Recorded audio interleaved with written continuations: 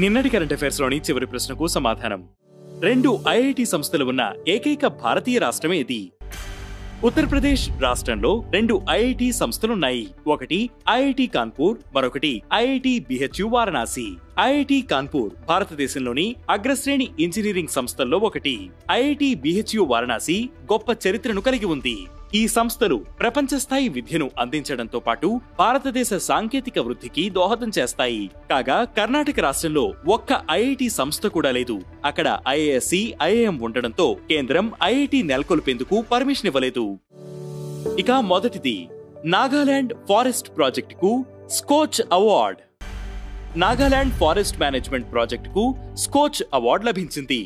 ఫిబ్రవరి 15, 2025న న్యూఢిల్లీలోని ఇండియా హబిటాప్ సెంటర్లో జరిగిన 100వ స్కోచ్ సమ్మిట్ సందర్భంగా ఈ అవార్డును ప్రదానం చేశారు.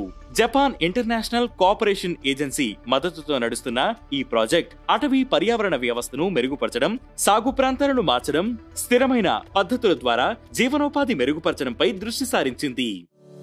ఇక రెండవది లిథియం ఎక్స్ప్లోరేషన్ పై Bharat Argentina MoU.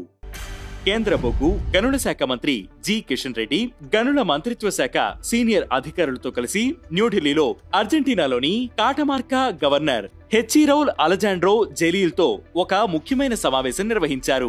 Lithium exploration, పెట్టుబడి అవకాశాలపై ప్రత్యేక దృష్టి సారించి మైనింగ్ రంగంలో సహకారాన్ని విస్తరించడం ఈ సమావేశం ముఖ్య ఉద్దేశం. ఈ మేరకు mineral exploration and consultancy limited అర్జెంటీనాలోని కాటమార్కో ప్రావిన్షియల్ ప్రభుత్వం అవగాహన ఒప్పందం జరిగింది. ఈ ఒప్పందం కీలకమైన ఖనిజాల అన్వేషణ, అభివృద్ధిలో లోతైన సహకారాన్ని పెంపొందిస్తుందని ఇరు దేశాల నేతలు భావిస్తున్నారు. ఇక మూడవది బద్దలైన మౌంట్ డుకోనో. ఇండోనేషియాలోని అత్యంత చురుకైన అగ్నిపర్వతాలలో ఒకటైన మౌంట్ డుకోనో ఫిబ్రవరి 20, 2025న విస్ఫోటనం చెందింది. దాని నుంచి గాలిలోకి 200 మీటర్ల ఎత్తు వరకు భారీగా పొగ, బూడిద వెదజల్లుతోంది. ఉత్తర మలుకు ప్రావిన్స్ లోని హల్మాహెరా ద్వీపంలో సంభవించిన ఈ విస్ఫోటనం కారణంగా ఇండోనేషియా అధికారులు నివాసితులకు అత్యవసర విమానయాన హెచ్చరికలు, భద్రతా సలహాలు జారీ చేశారు. విమానాలు అగ్నిపర్వతానికి 5 కిలోమీటర్ల దూరంలో వెళ్లాలని, 4 కిలోమీటర్ల రేడియస్ లో ఉన్నవారు మాస్కులు ధరించాలని సూచించారు. ఇక నాలుగవది ఆయుష్మాన్ భారత్ కు ఆమోదం తెలిపిన ఢిల్లీ కేబినెట్. ఢిల్లీ కొత్త ప్రభుత్వం తొలి కేబినెట్ మీటింగ్ లో ఆయుష్మాన్ భారత్ కు ఆమోదం తెలిపింది. దీంతో పాటు పెండింగ్ లో ఉన్న 14 కాగ్ నివేదికలపై చర్చించింది. యమునా నది ప్రక్షాళన, విద్య, మహిళా సంక్షేమంపై కూడా దృష్టి సారించింది. ఇక ఐదవది మెడిసిన్ వల్ల కలిగే పర్యావరణ ప్రమాదాలను పరిష్కరించేందుకు ఎన్ప్రౌడ్ ను ప్రారంభించిన కేరళ. ఎక్స్పైర్ అయిన వాడని మెడిసిన్ వల్ల కలిగే పర్యావరణ, ఆరోగ్య ప్రమాదాలను పరిష్కరించడానికి కేరళ ప్రభుత్వం ఎన్ప్రౌడ్ ను ప్రారంభించింది.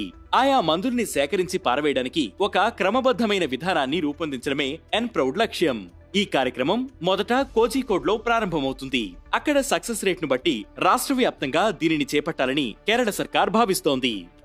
ఇక ఈ రోజు current affairs question: BRICS 2025 summit ను ఏ దేశం నిర్వహించనుంది? ఈ ప్రశ్నకు సమాధానం మీరే కామెంట్ చేయండి.